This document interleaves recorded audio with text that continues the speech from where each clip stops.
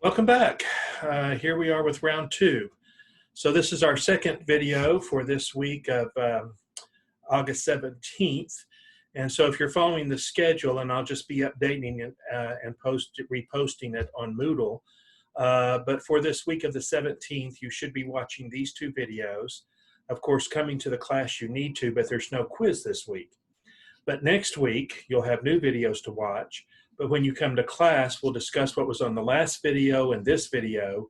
And the first quiz will be on these last two materials, last two videos that we've covered. And I say two videos, it was my intention to try to do 3 videos a week, about 30 minutes each. But I just got through posting the video, the first one, on the development of the New Testament, and that was like 47 minutes. And I'm afraid this one's probably going to run a little bit longer than 30 minutes as well, probably 40 to 50 minutes. But these are the two biggest bunches of material that we have in this unit.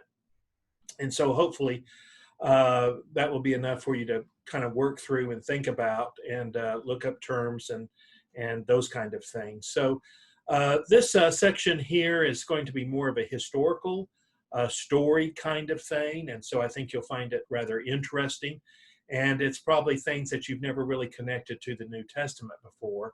And again, what we're trying to do is provide a context to understand the New Testament. So let's get to it, and again, just be aware that I'm more than happy for you to share with me at any time about anything that is of concern to you, and I don't know why that's okay. So our focus here is on the Greek and Roman world. That's our topic for today, and one of the great privileges of my life was to be able to go to Italy and go to Greece, and many of you have probably been there as well, and we can share some of those experiences perhaps in class. Some of this stuff might get a little confusing in terms of when what happened and all that kind of thing. And so there is a timeline. There's a chronological chart that's been posted on Moodle. And so you might want to pause and go ahead and pull that off the printer, and that'll be before you and help you keep some dates in order. So far, we've only got one date. The date of Jesus's birth, we said, was 4 BCE, and we're going to be adding some more dates here as we go through, and I'll highlight those for you. If you're a student of the Bible and you've read the Old Testament, or you're kind of familiar with the Old Testament, when we end the Old Testament, we're at about 538 BCE. And then we flip a couple of pages in our Bible and we get to Matthew, and we're reading about the birth of Jesus, which, as we indicated, was about 4 BCE. But in this period of flipping through those pages from the end of the Old to the beginning of the New, we've actually traveled about 500 years. And so there's a lot of history that has gone on in that 500 years. And this is often called the intertestamental period, or sometimes the interbiblical period, or just the time between the testaments. And so what our task is to kind of fill in the details of what happened. And so our story is going to begin from various sources. I've asked you this week to read a little bit from the Apocrypha.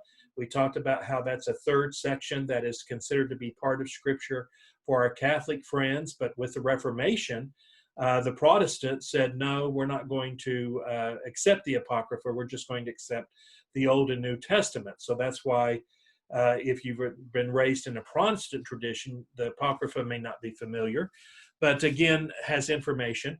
There was a Jewish man named Josephus who was part of the revolt against Rome in the 60s of the Common Era, and then was captured and went to work for the Romans.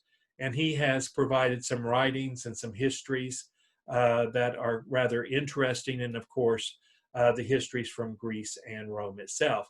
And again, I'm sure those of you who are history minor or history majors, you'll understand that this is a very abbreviated kind of review, and everything's more complicated than I'm making it sound. And so that's the way it is in most of life, is it not?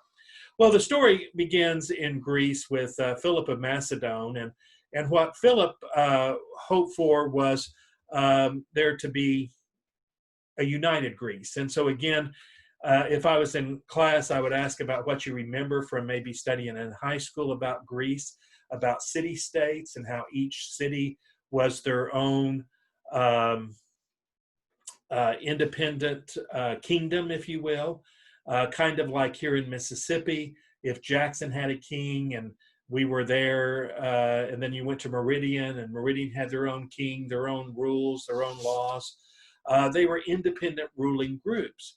And Philip comes up with the idea that what we need to do is have just one kingdom. And certainly if we just had one kingdom, this would be a much stronger country. We would be able to get a whole lot more done.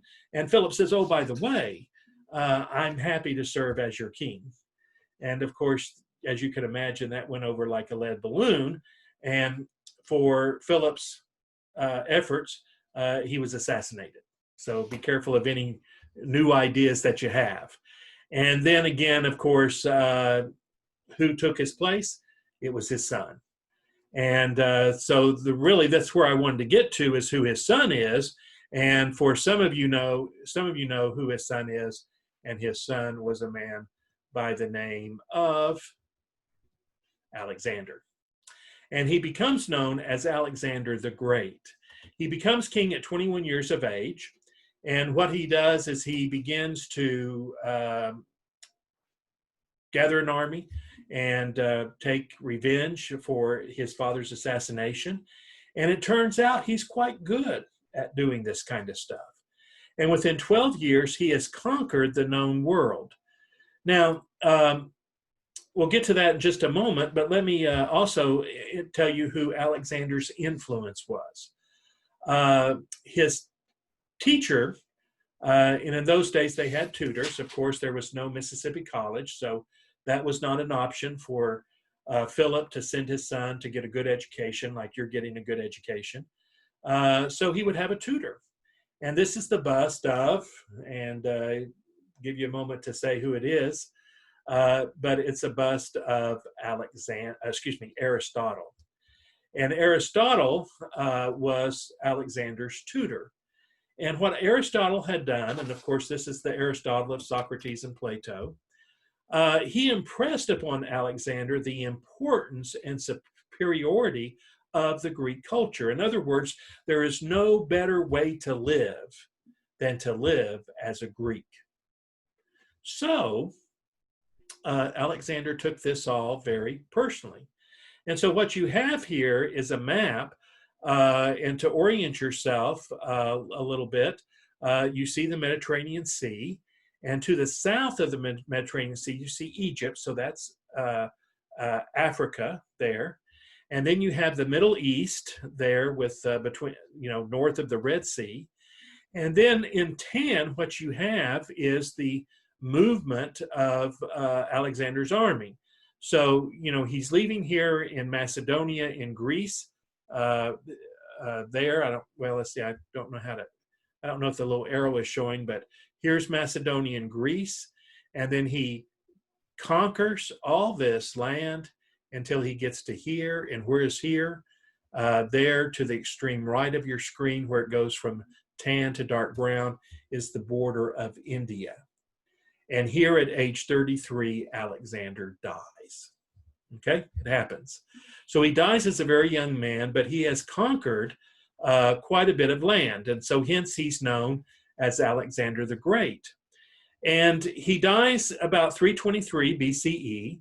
He has no heir, and it depends on who you read. If he had an heir, he or she disappears. Was Alexander married? Again, depends on who you read. They're no longer around if he was. So basically what happens is his kingdom is divided up among his 5 generals. And we'll get to that in just a moment. But my point is, and reason that he is so involved and important to the study of the New Testament, because if you go back to the study of the New Testament that we had last time, the development, we said that when the New Testament words, or the words of Jesus, were written down, they were written down in what language? Greek. Why Greek? Because of Alexander. You see, Alexander, as he moved about the world and conquered it, what he would do, he would say, hey guys, I see you looking at the young ladies in this area. You've been good, faithful servants here. So why don't you stay here? Why don't you create a group of people you teach them the Greek way of life? Because according to Aristotle, and Alexander believed this, the Greek way of life is the best way to live. And so consequently, that's exactly what happens. So as he moves across the map, as you see here, he is saying to the people, here, this is the Greek way of life. And so the language of Greek becomes the predominant language. It becomes the universal language. And so consequently, even though each area in the world had their own dialect, everyone could speak Greek. And hence the New Testament was written in Greek. Now, I hope that makes some sense to you. And this spread of the Greek culture is known as Hellenism. And so here we have the spread of Hellenism. And here's my thesis.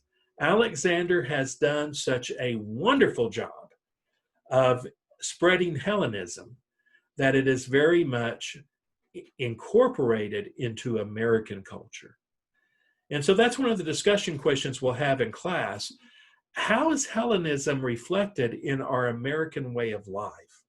And so let me let you give some thought to that and come to class with some possible answers, and we'll unpack that and see where we go there. Well, after Alexander dies, as I indicated, the empire is divided among his 5 generals. And so there's 2 generals. There's Ptolemy in the south. He takes over Egypt. And another general named Seleucus, he takes over Syria in the north. And so now we have these 2 generals, these 2 kingdoms, and Israel is in the middle. All right? So for the first 100 to 120 years, Israel came under Ptolemaic rule. And here with the generals, we have the founding of a dynasty. What is a dynasty? A dynasty is a ruling family. So we now have the Ptolemaic dynasty. We have the Seleucid dynasty in the north, the Ptolemaic dynasty in the south. And for those of you who like to have some kind of larger reference to historical issues here, here's, if you were on Jeopardy, here's the answer, and you have to give the question, right? The last Ptolemaic ruler in Egypt was, that would be the answer. The last Ptolemaic ruler. So you first of all need to know what a Ptolemaic ruler was. Well, we're talking about Egypt. We know how the dynasty got started, but who was the last person in the dynasty? You all know the answer. I'll give you a hint. It's a woman. And if you said Cleopatra, you are absolutely correct. So Cleopatra was the last Ptolemaic ruler that came from that line. Well, as I said, the Ptolemies didn't do too much with Israel. They left it alone. But then there was some skirmishes and some fights and some concessions. And as I said, the story is much more complicated. But ultimately, Israel came under Seleucid rule. And again, that's where our story now picks back up with this person. And this person is a guy by the name of Antiochus IV Epiphanes. And yes, you need to know something about him. And what he does is he forces Hellenism upon the Jews. And so as part of our class conversation, we'll be talking a little bit about the relationship of the Jews and Hellenism. And so begin thinking about that a little bit, what you know about the Jews. Would they embrace Hellenism or reject Hellenism? And obviously the answer is they certainly didn't embrace it, but it's a little bit more complicated. But they don't embrace it, and so consequently, why not? Now, Antiochus IV, so he's the fourth ruler in the Seleucid dynasty, he gives himself the name Epiphanes. Epiphanes means God manifest. And so if you follow along in the reading that I gave you from Maccabees, you get a little bit of the story. But what Antiochus does, he comes in and he is saying, I'm going to drag you Jews into the modern world. And the problem with you is that you have not embraced the culture. Does this sound familiar? Are we having cultural battles today in our society? So again, that's something we can talk about. And so he does the following. He forbids circumcision. He confiscates and burns sacred Hebrew writings, what they had as their Bible. And he desecrated the temple. And there he erected a statue of Zeus. Okay? So let me go into a little bit more detail to paint the picture of exactly what Antiochus does. He forbids circumcision, but like in the story of Moses, when Pharaoh said, kill the boy babies, the mothers of Israel did not obey. Oh, they weren't Israel at that time, but the Hebrew women did not obey. And you know the story, Moses was hid. Well, likewise, in Israel at this time, the Jewish women did not obey. They still circumcised their sons. And when it was discovered that this is what was happening, Antiochus gave the order that mother and child would be gathered in the Jerusalem square. They would be stripped, and the babies would be hung with a cord with their feet and their hands bound together, hung around the mother's neck. And they would be marched up to the toppest place there in Jerusalem and pushed to their deaths. Certainly forbidding worship, but yet when they worshiped, the soldiers would show up and they would burn the synagogue and they would slaughter the worshipers. They would have bonfires and gather all the people there. Their homes were ransacked looking for Jewish scriptures, and they were burned. And then the temple, and we'll talk more about the temple in the next video. But the temple was, of course, God's house. And Antiochus desecrated it. He brought in pigs. He had them slaughtered. Here you have these huge vats there in the temple for purification, for washing, as people came to worship. Instead, he had firewood brought in and those vats brought to boil. And there the pig skin, the pig innards were thrown in. And now you had it, for lack of a better word, you have pig juice. That pig juice was thrown on the walls of the temple inside and out, and therefore had made that no longer a place where that could be worship, where worship could take place. The temple had been desecrated. And so consequently, that has happened. And to add insult to injury, then the king of the gods in the Greek pantheon, Zeus, a statue of Zeus was brought into the temple and said, now this is who you will worship. So this was not good. This was bad times. This was oppression. And what is really kind of amazing here is that the Jews just took it. They did not do anything until we have the story of Mattathias. So Mattathias is a older man. He is tired. He has he just wants to go home and to his village and live life and let old age take him. But that's not to be. Antiochus is serious. And so one day in the village that Matthias was living in, and he had served as a priest. He had been working in the temple. And so he's retired, he's come home, and a man comes in riding with some of Antiochus's soldiers, and he gathers all the menfolk and he says, here, this is what we're going to do. And he reaches into his knapsack and he pulls out a little statue of Zeus, puts it over here on a tree stump, say. He says, now, one by one, you guys are going to come by and you're going to bow down. And if you don't, my soldiers over here will run a sword through you and you'll be no more. So let's begin. And as you can imagine, they kind of stand there and look at each other and don't know what to do. And then finally, one young boy, he steps forward, and clearly he's going to bow down before this statue of Zeus. And something snaps inside of Matthias. He can't take it anymore. He reaches into his coat and he pulls out a knife. He goes up to that young boy and he stabs him. It's like a light went on in everybody's mind. They grabbed whatever they had. They beat the emissary. They killed some of the soldiers. They ran. They fled. And off they went into the hills. And so what we see here is we see the beginning of what becomes known as the Maccabean Revolt. Now, again, this requires some explanation. Matthias soon dies, and his son, Judas, isn't that an interesting name? Judas takes over, and he becomes the leader.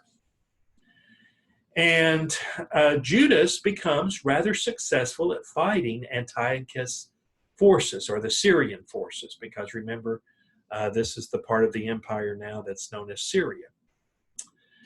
And he is just so forceful. He just hammers and hammers and hammers on the Syrians that he's given the nickname Maccabees.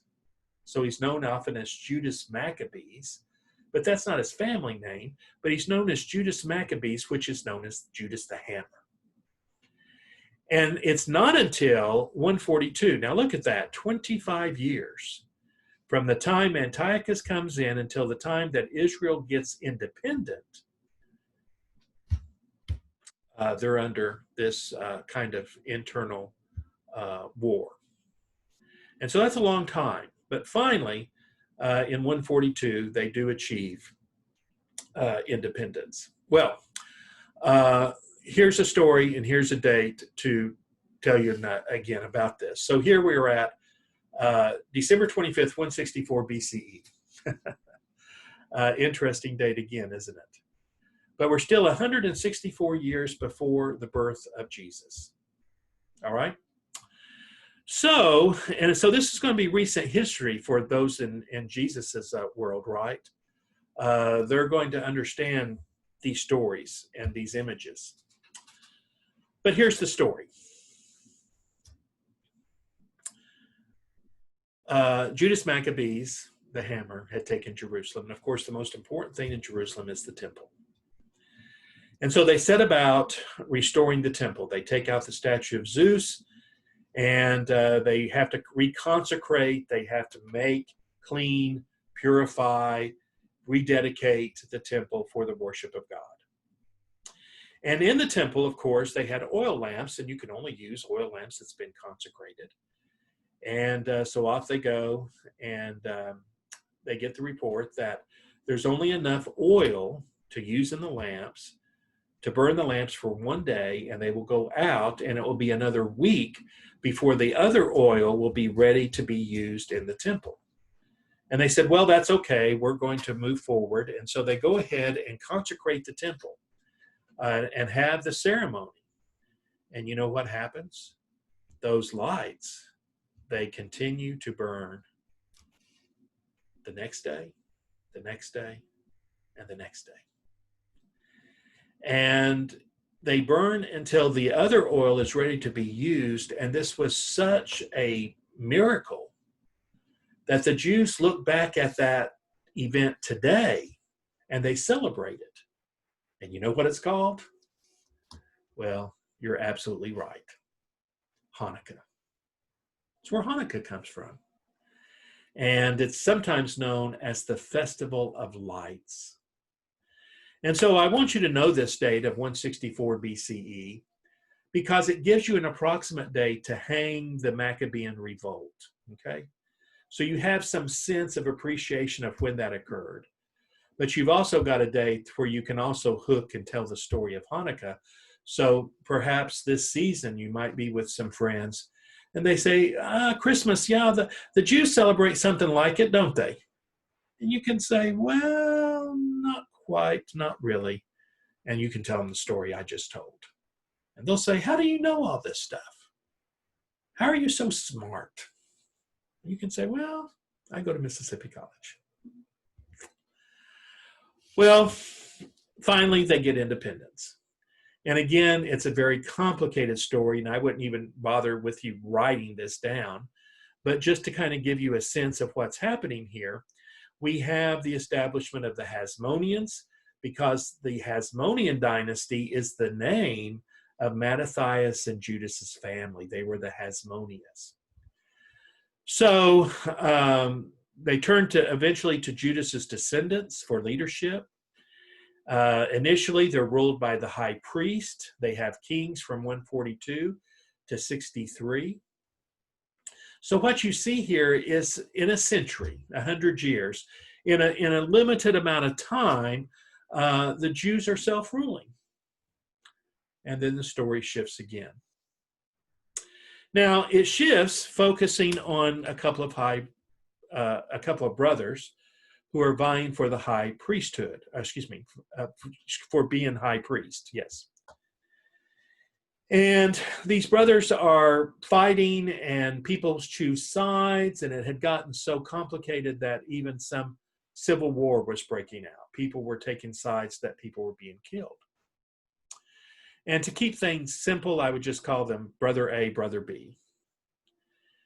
And a man comes to Brother A, and he says, look, I can put an end to this. I can make sure you're made high priest. I've got friends. If you let me go get my friends, then, we can put an end to this. And he said, well, that sounds good to me. And this man who was an advisor, his name was Antipater. And so he had a friend, but his friend was named Pompey. Now, does anybody know who Pompey is? Well, again, if you know your Roman history, you know Pompey is a Roman general. And so sure enough, Pompey comes into Israel, and he backs Brother A, puts an end to the problem that they were having, the strife. But you know what the problem is now. Once Rome comes, they stay. They don't leave. So here's your second date in this presentation that you should know is 63 BCE. So now we're just 63 years before the birth of Jesus. And of course, if you've read any of the New Testament or familiar with the New Testament, then we are definitely in a Roman world with the New Testament. And so how did Rome get into Israel? Well, this way. Through Antipater, Pompey brings Rome, and Rome stays. So 63 BCE marks the end of Jewish independence. But Antipater was no fool, because he had a bigger plan. He wasn't playing checkers. He was playing chess, because he too had a son. And do you know what his son's name was? His son's name was Herod. And that takes us to the person of Herod that we know in history as Herod the Great. And he's known as being great, not because he was a fine fella, but he was known for being a tyrant. And he was only great is through his bullying and through his power. He basically made slave laborers of his own people and taxed them to do these great buildings. And when we meet in class, I'll go into more detail about this for you. But he is the Herod who was king of Israel at the time of Jesus' birth. And so in the New Testament, we read about 4 Herods: Herod the Great, Herod Antipas, Herod Agrippa, and Herod Agrippa II. And we'll deal with those other 3 Herods when we come to it in the text. But this is now how we have a new dynasty, the Herodian dynasty, and how that comes into being. So that's kind of the transition now from the Greek influence of Alexander to the language and the customs and the traditions to how the Syrians came into a role, and then how Rome came in with this brief window of independence. So again, look at that timeline, see if that's helpful to you, and we'll go on from there. All right, what I want to do now is talk a little bit about the Romans. And this won't be quite as lengthy as about the Greeks and the last section here, but we're moving towards some conclusion. So all roads lead to Rome, okay? And Augustus, Caesar Augustus, and again, if you know your Roman history, this is Caesar Augustus' name was really Octavia, and he was a great nephew of Julius Caesar. And when Julius Caesar was assassinated, there was a triumvirate that was created with Mark Antony, and of course you know his story with Cleopatra, a Roman general, and Octavia. And then Mark Antony went kind of over the deep end. The Roman general becomes kind of irrelevant. And Octavia turns around twice, and now he's the first major emperor for the Roman Empire, or what becomes the Roman Empire. And it becomes a Roman Empire because of Octavia or Augustus's power and organizational skills. And so what he did, he set up a system of proconsuls and prefects, and he took the empire and divided it into sections, and he assigned a proconsul or prefect. And for our purposes, let's just call them governors, okay? They are the emperor's representative, and they have three primary jobs. Here's something to know. They have three primary jobs: collect taxes, keep the peace, and control the army. And they allow regional rulers. So like they can have a Herod, but there's going to be a governor over this area. So the king of the area, they can do what they want. They collect their own taxes. They rule the people. They make decisions. But they better not get out of line with Rome. But as long as the tax money continues to come to Rome, as long as peace is being maintained, then everything's cool, okay? The analogy I've always tried to use is, again, back in high school, if you remember your studies there about the Cold War after World War II, Europe was divided up, and so we have an area like Poland. Poland now is part of the spoils of war and comes under Russia control. But Russia allows Poland to have their own prime minister. But Poland's prime minister is not allowed to do anything without the approval of the hierarchy in Russia, the Soviet Union. And so it was kind of that set up there in with the Romans. But it was a very efficient system, and so that's how it worked. In the most prominent governor we see in the New Testament, of course, you see here is Pontius Pilate. And he's mentioned in the Gospels. In the book of Acts, we have two more mentioned, Felix and Festus. Now, the Romans ruled in Israel until 70, a 70 Common Era. And we'll get to that date in just a moment. But at that point, there's no more Israel. So probably during the time, from the time of 63 BCE to 70 CE, there was somewhere around 13 or so prefects or governors that were in Israel at the time. Now, the other thing to remember is that the Romans were very practical. You know, last time we were talking about the development of Scripture and how Scripture was not put into Latin, which was the language of the Romans, until much, much later, until the 5th century. So now the Romans have come in, they've inherited a Greek Hellenistic world, and so they just adapt. Everybody speaking Greek, okay, we'll speak Greek. And so again, very, very practical, and we'll talk more about that practicality as we move through the course. All right. In the first century, we have numerous Roman emperors, and there's no need for you to remember all this. We'll talk about them as we come to them, but I just provide that to you if you have an interest in having that information. You can see at various points of where they integrate with the larger story with the Jewish people. The picture there is one that I wanted to highlight. This I found in the Vatican there in Rome.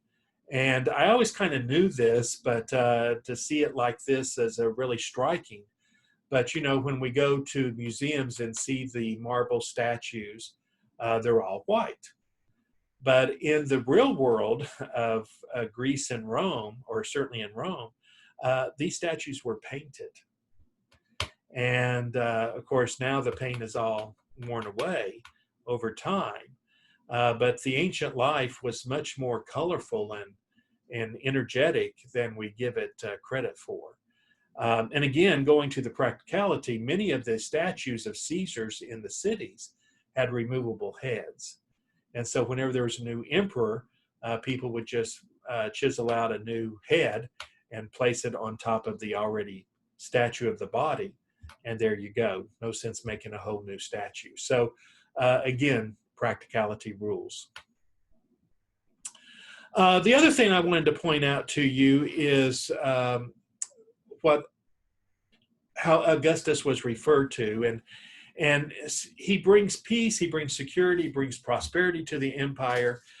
But look at the words here. Do they sound familiar?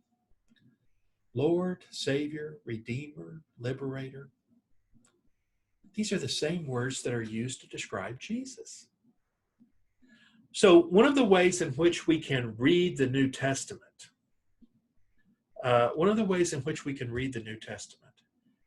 is to see that the Gospels, in particular, was anti-imperial literature.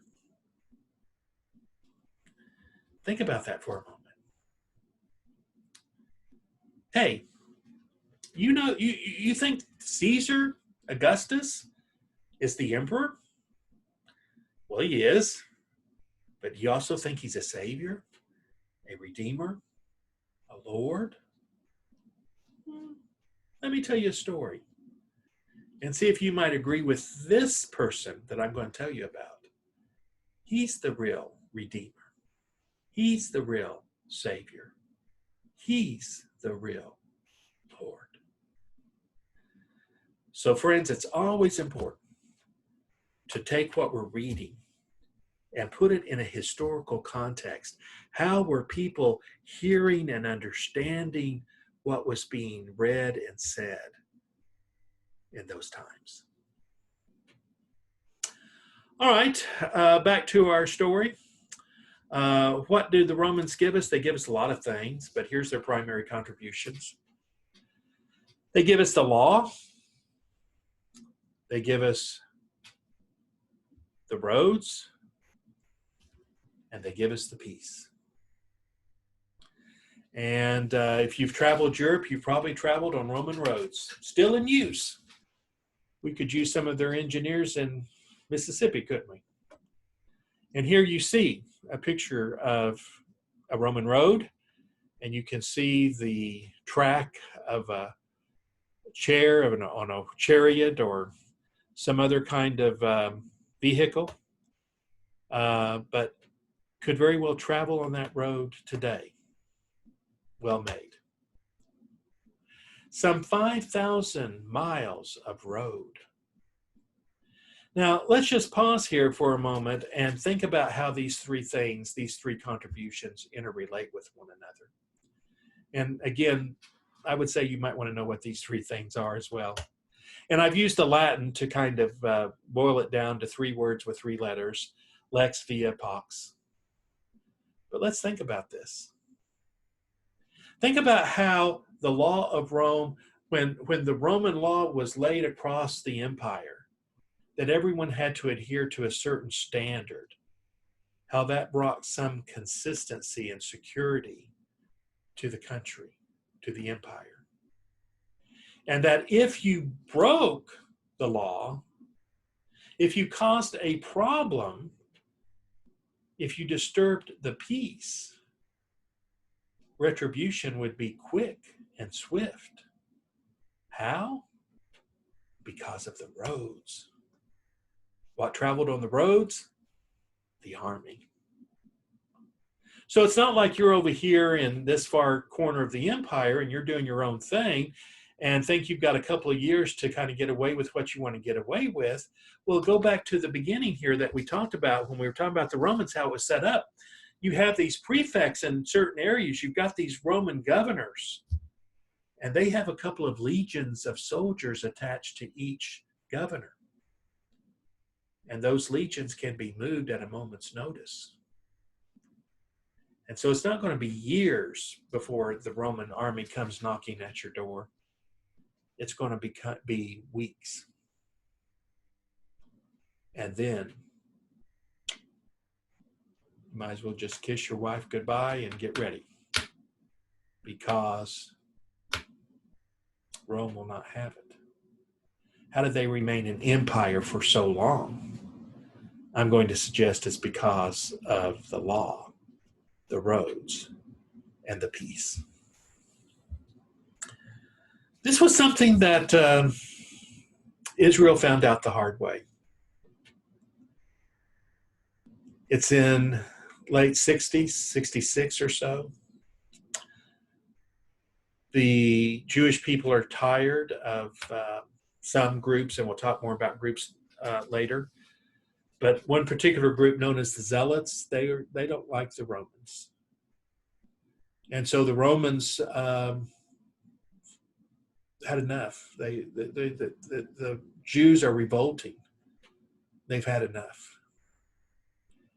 And they march on Israel. Now, I'm going to pull out my whiteboard here in just a second. But let me, before I leave this screen, there's the Ark of Titus that's there in the Roman Forum in Rome. And as you stand underneath that ark, you look up and you can see it's celebrating the Romans' victory over Jerusalem. And there is a menorah that the men are carrying out. The temple has been ransacked. It stands no more. It's gone. But let me kind of show you what I want to show you here, and we'll come back to that last screen real quick. I'll stand up again to do this. Do it like this here. If you think about it here, pen covers are hard. So here we go. There we go. Here's Israel. Here's Rome. And I apologize last time. My writing's terrible on these boards, writing upside down and whatnot, but I hope you understand. So here's Rome. And again, the way you have to travel, and we'll do a session on geography, here's Israel. So here they come from the north, and they're coming down, and here's Jerusalem down here. So the word is out, here come the Romans, okay? And just file away, over here's a little place called Qumran. And we'll talk about that later, okay? But down here's Jerusalem. And here they come. And so Jerusalem's had time to prepare. They know that Rome's on the way. And so they've barricaded themselves into Jerusalem, but Romans are going to be pretty persistent. And they're persistent to the part where year 70, Jerusalem falls. And there's no more. And those that don't die in the battle, they're enslaved. And Israel's no more, the temple's no more, Jerusalem's no more. And so this is one of the most significant dates in Israeli history until this date, until 1948. And it's on this date that Israel was declared to be a state again. Now, the problem here is from 70 to 1948, for brevity's sake, let's just say for 2,000 years, Uh, what was going on? Well, we'll talk about that in class. And the other thing I want you to think about is why. Why, after all this time, is Israel made a state again? Is it recognized? 1948. What was going on? What was happening? So that's the influence of the Romans and the Greeks. And so be aware of some of these big names that we've talked about, kind of get these dates. There's only 4 or 5. Put them under your belt, get to know what they are. Just to be an educated person, it's good to know a few dates. You can throw them around in conversation. And so these two, I think, I can't really quite tell about how long we've been going, but it looks like it's been about 40 minutes, 45 minutes again. So we'll call that, these 2 videos will be the assignment for this week. And so now you don't have any more you need to watch this week. Just review the material, take note of the names, kind of get ready for your first quiz, and we'll make it multiple choice. So some students might find it as a multiple guess, but I don't think you'll have any trouble with it. So if you know some of the things that we've looked at and highlighted, you're in good shape. All right. So we'll meet in class. We'll review this material, have some good discussion, I hope. In the last 10 minutes, we'll take a quiz. All right. Again, if you're running into any difficulty at all, if there's anything I can help you with, don't hesitate to holler. See me before class, after class, email me, call me on the phone, text. We can set up a Zoom meeting. Whatever works for you works for me. All right, take care, be good, be safe. Hope you're doing all the things you're supposed to be doing. And if there's any adjustments we need to make in this process, please let me know. All right, take care. I'm going to end this and see you later.